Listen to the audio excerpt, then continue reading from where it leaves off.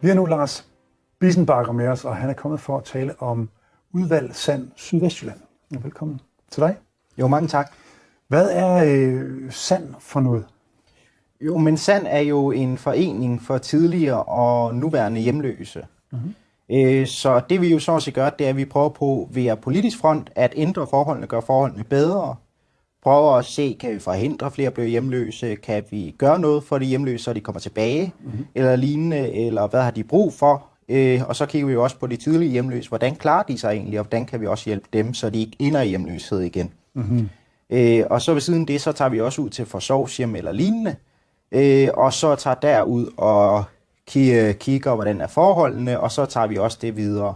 Mm-hmm. Så skal vi også kunne snakke med politikerne jo omkring Sand og det. Og så er der, og så laver vi jo nogle arrangementer af og til, som vi jo bruger til at få medlemmerne til at få et fællesskab, for at vise dem, I er ikke alene. Og så der er så alle nuværende og tidligere hjemløse velkommen. Okay. Og når du siger tidligere og nuværende hjemløse, hvornår kvalificerer man sig som tidligere hjemløs? Jo, men en hjemløs er en person, der står uden bolig i en periode. Mm-hmm. Så der kan være mange grunde. Det kan betyde, at det er så i princippet, om det er, lad os sige, du mister din bolig, og du i princippet er hjemløs, lad os sige en måned, det lyder nogen realistisk, hvor du ikke har noget sted at bo, sådan set. Mm-hmm. Så er du i princippet, så har du været hjemløs, eller det man kalder boligløs. Yes. Så. Men er det, altså, vil man kunne, lad os sige, at jeg har sagt min lejlighed op, og så kan der godt gå en måned, inden jeg har en ny lejlighed, men så bor jeg hos en kammerat i den måned. Ja. Så vil jeg kvalificere mig for evigt og altid som tidligere hjemløs. I princippet. I princippet, ja. Så jeg skulle lige til at sige, hvis du vil flytte på gaden en måned for at kunne være medlem, så må der være en eller anden gade. Så er det dedikering. Men det er jo bare for at se, du ved, hvornår man kunne få lov til. For er det sådan, at man skal have været hjemløs for at kunne være en del af Sand? Jo, men vi kræver jo, at vores frivillige også er tidligere hjemløse. Og det er jo simpelthen fordi, de skal have noget erfaring i det. Det viser, at vi ikke er alene, vi ved, hvad I går igennem. Mm. Men det er jo også sådan, vi arbejder også med samarbejdspartnere, rådgiver, whatever.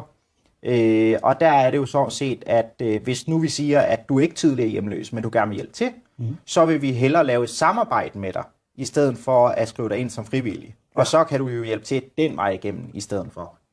Okay. Og hvad vil man kunne hjælpe til med, for eksempel? Det afhænger af, hvad du har med at gøre, men altså, vi har jo nogle gange arrangementer, hvor vi har brug for noget hjælp, nogle lokaler. Vi har brug for lige at kunne låne, eller måske så har vi brug for en madmur, hvis man kan sige det sådan. Ja. Altså til et arrangement, for der er noget. Så det kan være pragmatiske ting, hvis det er mere sådan en samarbejdspartner som frivillig. Ja. Og ikke en normal samarbejdspartner, som vi jo også har nogle steder, hvor vi jo laver andre ting i hvert fald. Selvfølgelig. Ja. Men så må jeg jo også gå ud fra, at du har været hjemløs på et tidspunkt. Jo, det har jeg. Okay. Må jeg få lov til at høre din historie? Jo, men altså, det var lidt uheldigt, så jeg boede i hus ude i Horne, og der var en dag, da jeg havde lugtet lidt røg, og så var der brand under vandvarmeren. Det fik jeg så slukket, så ringede jeg til, brandvæsen, de skal ud og tjekke, og så når de lige ved at gå, så tænker jeg må hellere lige tjekke, om loftet er låst. Mm-hmm. Og prøv at gætte så, der var sgu også brand på loftet. Nå for søren. Og det havde de ikke noget opdaget, brandvæsen, der var ude? Nej, det gjorde de ikke. Jo, de gjorde det, da vi var på vej ud, præcis, lige inden de kører. Så siger jeg, der er brand, og de var lige ved at køre deres vej. Ja. Så det var lige ved at gå galt. Men så skulle min udlejer jo fikse huset igen. Og så var jeg blev så også lidt uvenner med ham, på den. Det var ikke alting, der var i orden. Mm-hmm. Så jeg havde jo skrevet til myndighederne om at komme ud og tjekke, at det her i orden til at bo i, altså for at han fik lavet tingene i orden, ikke? Ja. Så bagefter det, så skete det jo så det, og så havde jeg jo ligesom ikke et sted at bo, og det var jo så kun tiltænkt midlertidigt. Mm-hmm. Så jeg flyttede i telt i en kammerat og venindes have. Okay. Og så boede jeg jo så set der fra lidt længere, jeg har regnet med, fra slut maj til september måned. Så fordi at jeg fandt ud om sommeren, er at gå ind på gymnasiet, og så tænker jeg, at det vil være billigere at flytte til byen. Mm-hmm. Ja, man kan jo være lidt bedre klog bagefter, fordi det viser sig faktisk, at det er dyrt at bo i byen, selvom huslejen er 1.000 kroner billigere. Ja. Okay. Så. Men blev du smidt ud? Du blev ikke smidt ud, du skulle bare vente på, at den lejlighed blev færdig? Eller? Ja, altså i princippet på, at huset jeg lejede blev færdig, så jeg kunne flytte ind igen. Ja. Og så kom jeg jo ind på gymnasiet, og så valgte jeg jo i stedet for at blive boende i teltet og spare op til en lejlighed. På den måde? Ja. Yes. Så det kvalificerer sig til at være hjemløs? Ja, okay. Så min hjemløse historie er det, man kalder uheldige omstændigheder. Yes. Så. Er det sådan for mange hjemløse, at det er uheldige omstændigheder, eller er det andre årsager? Jo, men hjemløs, det kan være mange grunde. Hvis vi taler unge, som regel under 18, så som regel grund til, at de løber hjemmefra, det kan være en konflikt hjemme i hjemmet eller lignende. Det kan også være noget, at de gjorde noget dumt, og så synes de, det er pinligt. Og det er en teenagers hjerne, den fungerer sådan lidt, den tænker sådan lidt, at alle er imod dem. Okay. Hvis det er familie eller venner af familien. Mm-hmm. Altså, de vil bare ringe til deres mor og far eller værge. Ja. Og det gør jo, at de er jo bange for at gå hen til dem og snakke med dem eller få hjælp ved dem. Så de ender ofte med at flygte, og så endelig når man så møder dem igen, så flygter de jo så igen. Så det er jo i hvert fald unge. Så har vi jo normalvis, nogle kategorier. Vi plejer at sige, at man vælger ikke selv at være hjemløs. Mm-hmm. Men det er faktisk sådan, at der er en gruppe, vi kalder landevejsridder. Ja. Landevejsridder er nogen, der selv har valgt at være hjemløse, og de går som regel rundt med, du ser dem ofte med en barnevogn, går rundt på gader og stræder, og jeg kan sammenligne det lidt med en vagabond, for en almen dansker kan forstå det. Ja. Så det er den eneste gruppe, der selv har valgt det. Ellers så kan det være sådan noget som alkohol, stofmisbrug, de ikke får den rette hjælp af kommunen, når de har brug for den, hvilket også hænger sammen med det, og det kan også være, som sagt, det uheldige omstændigheder, ligesom mig. Mm-hmm. Det kan være økonomi, det kan være en konflikt i hjemmet, eller for eksempel, så har vi jo også nogle kvindecentre for kvinder, der har haft lidt problemer med mænd i hjemmet, kan man vel sige. Ja. Så der kan jo være flere forskellige forhold, der gør det, og det er jo lidt træls, og det er jo ikke altid, de kan få den hjælp, de skal have. Selvom loven sådan set siger, at hvis de kommer og spørger om hjælp, så skal kommunen sådan set hjælpe dem. Okay. Ja. Det er forstået, og det er modtaget. Men er det så nogle af de ting, som du arbejder med som en del af SAND? Altså den politiske vinkel, når nogen ringer og siger, jeg har ikke fået hjælp af kommunen? Jo, men hvis en ringer til mig og siger, at de har ikke fået hjælp, så er mit job, det er enten at prøve at hjælpe dem telefonisk, aftale et møde, eventuelt tage med som bisidder, eller prøve at se, om jeg kan kontakte nogen, der kan hjælpe dem. Mm-hmm. Det er jo sådan set mine muligheder, hvis det er. Så jeg hjælper dem jo til bedste evne, hvis de ringer. Ja. Så. Giver det af til? Nej, giver af til. Nej, sker det af til? Nå, sker af til. Undskyld. Ja. Nej, det er ikke så tit, de ringer og har brug for hjælp? Nej. Okay. Så mange af dem er jo stedige, og de vil jo gerne selv klare det, hvis man skal sige det sådan.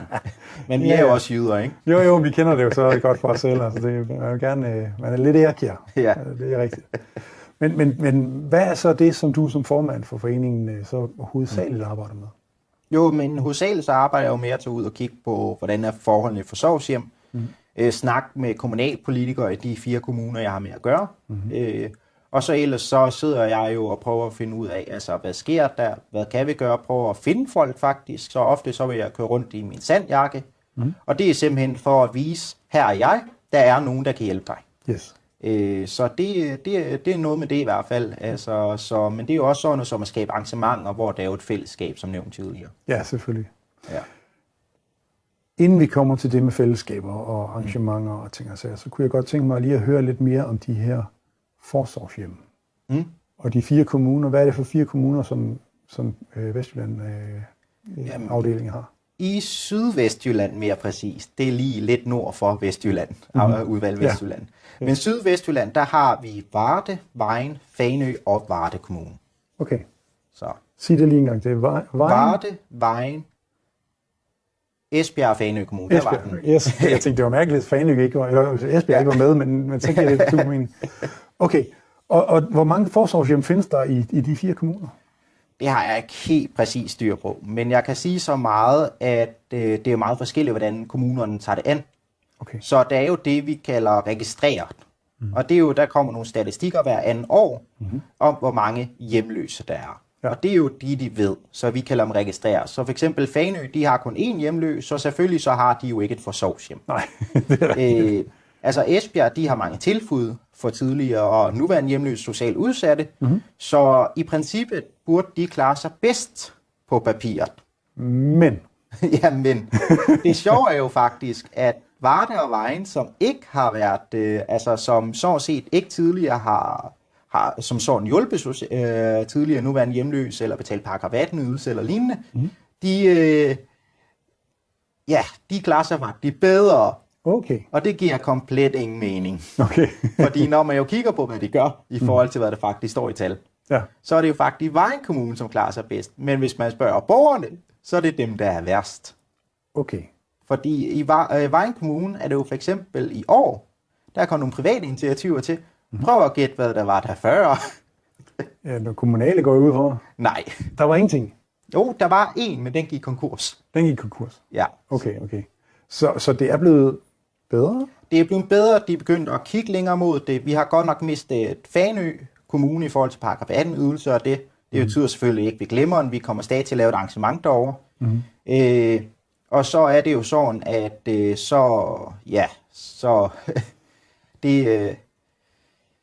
er blevet bedre. Så vi har fået Varde og Vejen Kommune til at kigge mere mod de socialt udsatte og hjemløse, og Varde Kommune er også i gang med nogle projekter. For eksempel, der er noget med, de har jo nogle ældreboliger, som skal nedlægges, og så skal de jo finde ud af, skal de nedrives, altså hvis de er for dårlig stand, eller skal de laves om til soldater eller socialboliger. Okay. Og det er jo faktisk noget nyt, at de tænker socialboliger, når de kigger på dem. For normalt har de kun tænkt soldaterboliger. Yes. Så Vejen Kommune, de begynder at tale paragraf 18-midler. Det er en start, og så ellers så er det private initiativer, der har med socialt udsatte og tidligere nuværende hjemløse at gøre. Ja. Så, og det er nogle af de ting, hvor du har presset lidt på og skubbet lidt på og snakket med forskellige mennesker om og sådan noget. Jamen altså, det i Vejen Kommune, det er før min tid, altså det er blevet snakket om. Jeg har ikke haft så meget med Vejen Kommune, og det er jo faktisk den gamle formand, Kim, som har skubbet på Vejen Kommune, og jeg tror, det har gjort en indsats endelig der. Dejligt. Jeg og Kim har haft nok en effekt i Varde. Jeg ved ikke, hvem mere den anden, fordi jeg har nogle politiske hverv. Ja. Og så har jeg jo også været opstillet til valget, og der er det jo sådan, at altså til kommunalvalget, og der er det jo altså sådan, at der har jeg presset lidt på lokalpolitikerne, at vi skal huske at lytte på borgerne, vi skal huske de socialt udsatte, vi skal huske de hjemløse, og vi skal huske, at vi kan følge loven om, at det er jo faktisk sådan, at hvis de kommer og beder om en bolig, så skal man jo helst kunne have en bolig ledig, de kan leje ifølge loven. Og det er jo desværre ikke det, vi lige har. Så jeg har presset på det område i Varde, og det har Kim jo også. Og så ved jeg jo ikke lige, hvem der har haft den største effekt der. Nej, okay. Men det gør ikke noget, så længe der er en effekt, kan man sige. Hvor mange hjemløse har vi i det her område? Nu sagde du på Fanø, der var en. Men er der noget, kan du huske, eller du behøver ikke huske alle tallene, men sådan cirka? Altså, hvis vi tager de 4 kommuner, ikke? Så har vi omkring 150, vil jeg tro. Okay. Så det er alligevel flere, end jeg lige troede, der ville være. Ja, altså der, hvor der er flest, der er cirka 130 cirka i Esbjerg. Så er det cirka 19 i Vejen, og så er det jo cirka det samme i Varde.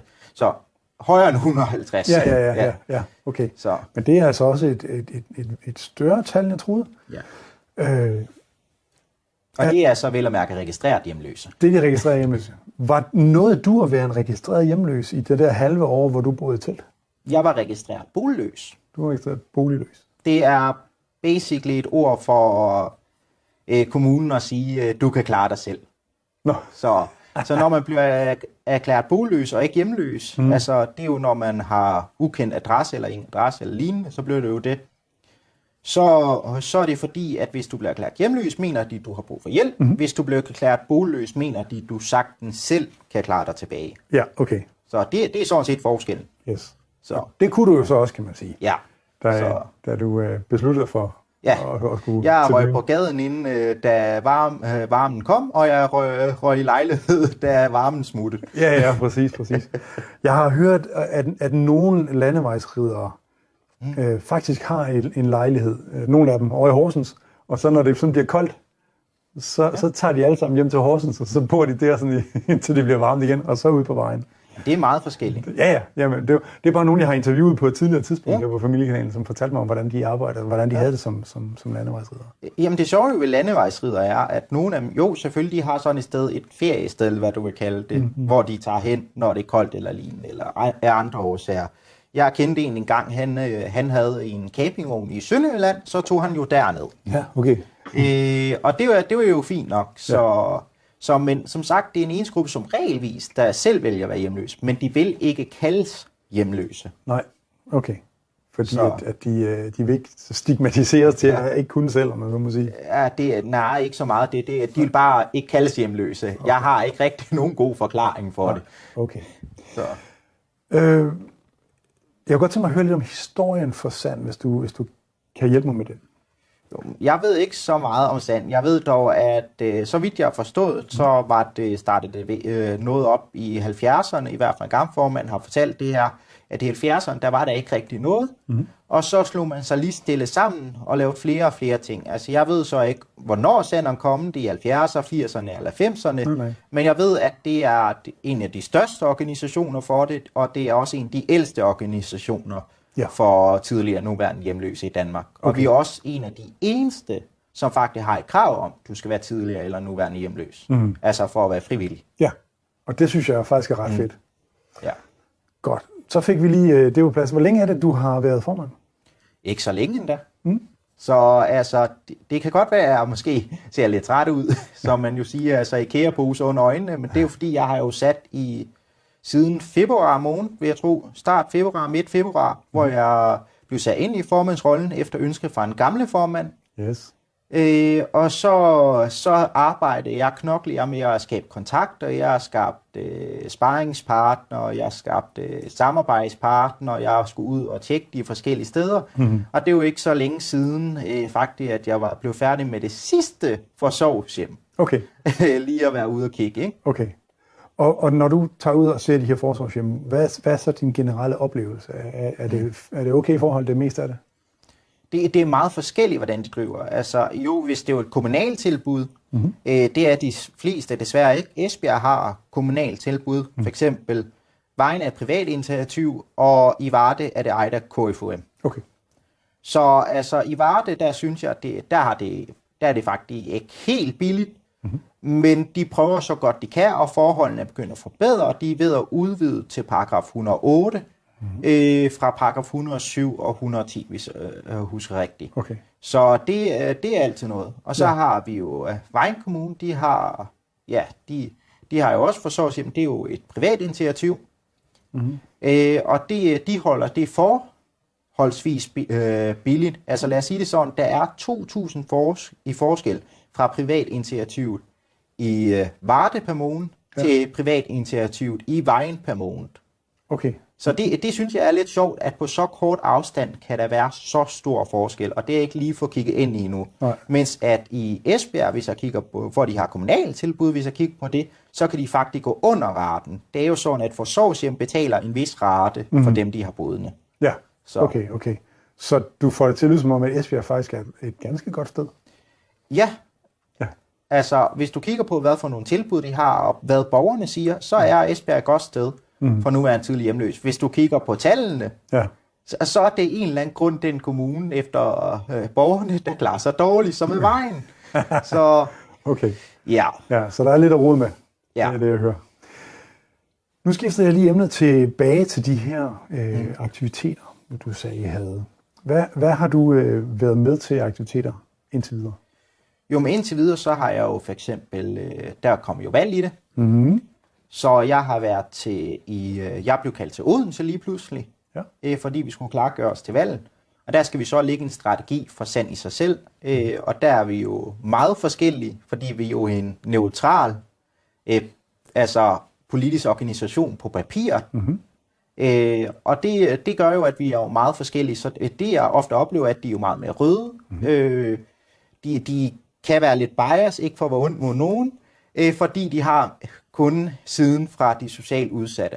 Mens jeg jo så kommer fra noget politisk baggrund, har en lidt anden baggrund. Jeg ved, hvordan kommunalsystemet virker. Jeg ved, hvordan kommunalpolitikere arbejder, og politikerne arbejder, og hvordan de tænker, ud fra hvorhen de er. Og jeg ved jo nogenlunde efterhånden, hvordan det er med socialt udsatte. Jeg lærer jo stadig, hvad det har med at gøre. Ja. Så. Okay. Men har I haft nogle aktiviteter, siden du startede? Nej, vi har haft det der i Odense. Ja.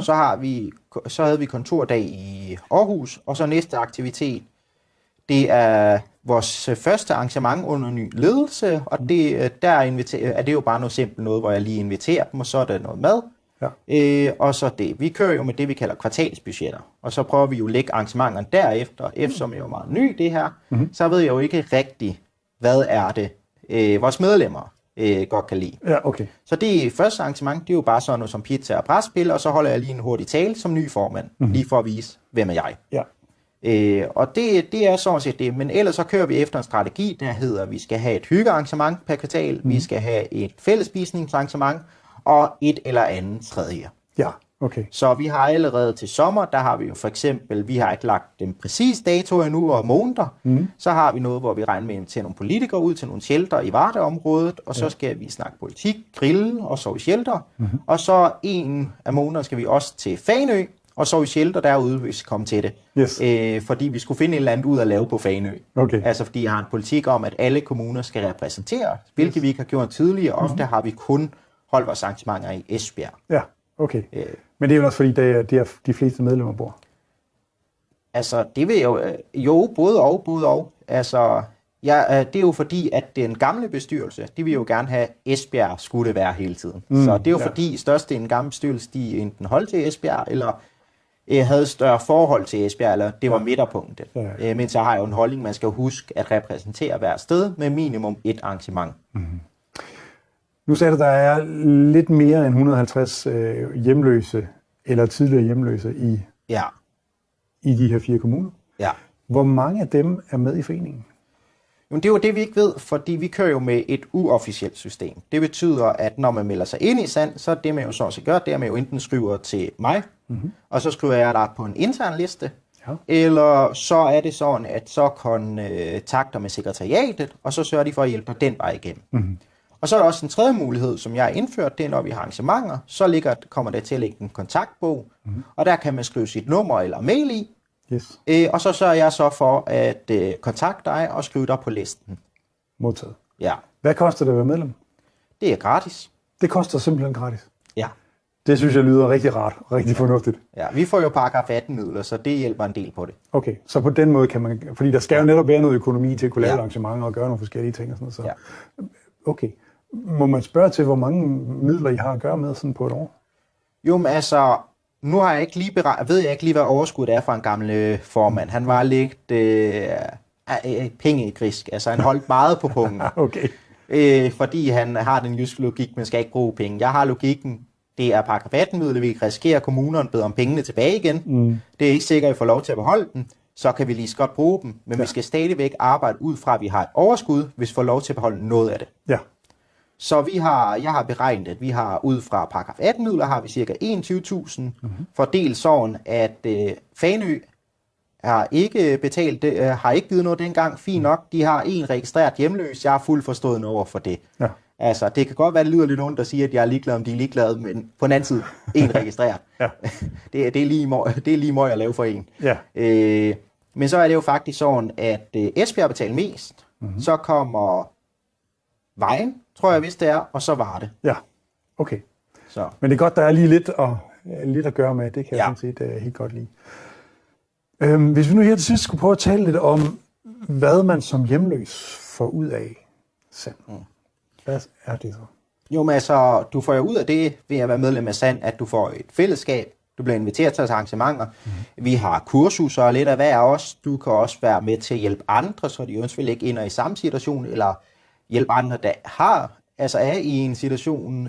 Du kan også lade være med at hjælpe. Det er jo ikke et krav at deltage i arrangementer, eller komme med til vores landsmøder, eller så kan du være heldig, at du kommer med til Bornholm, når vi har det der valgnåde en gang, det der med folketingspolitikerne, der kommer derover og det. Ja. Så der er jo alt muligt spændende og tilbud, og så på samme tid ved du melder dig ind i Sands, gør jo faktisk, at vi har din kontaktoplysning, og du har vores, så vi faktisk kan hjælpe dig, hvis du har brug for noget, for vi står jo altid til rådighed. Ja. Altså. Nu sender vi det her program i hele Syd- og Sønderjylland. Ja. Hvor ligger der ellers lokalafdelingen hen? Jamen, det gør det i hele Danmark. Hele Danmark? Ja. Okay. Så det er sådan, man søger bare på nettet til sin nærmeste? Ja, man søger jo sådan set bare på Sand hjemløse, så finder den det automatisk. Ja. Og så er det sådan set det første link for det meste. Okay. Og der kan du så gå ind og trykke ind under, og så finde udvalg af det, og så trykke på det område, der hører til dig. Ja, Så, det giver rigtig god mening. ja. Tror du nogensinde, vi får bugt med hjemløse udfordringen? Helt ærligt, nej. Nej. Altså, lige meget hvor meget vi gør, så kommer vi aldrig til at kunne fuldstændig fjerne hjemløshed. Nej. Der vil altid være en eller anden grund. Men hvad jeg forventer er at få kommunerne til at følge lovgivningen som minimum. Ja. Så at det antal hjemløse, de har, det har de også boliger til, som loven jo siger, at hvis de kommer og beder om en bolig, så skal du have en bolig klar til dem. Yes. Om det er et forsørgeshjem, om det er en bolig, lige meget. Ja. Okay. Så. Jamen, så vil jeg krydse fingre for, at det lykkes at få Ja. det til at virke. Lars, tak for den store indsats, som du gør for Sand, og tak fordi du vil komme og fortælle om det. Jo, mange tak.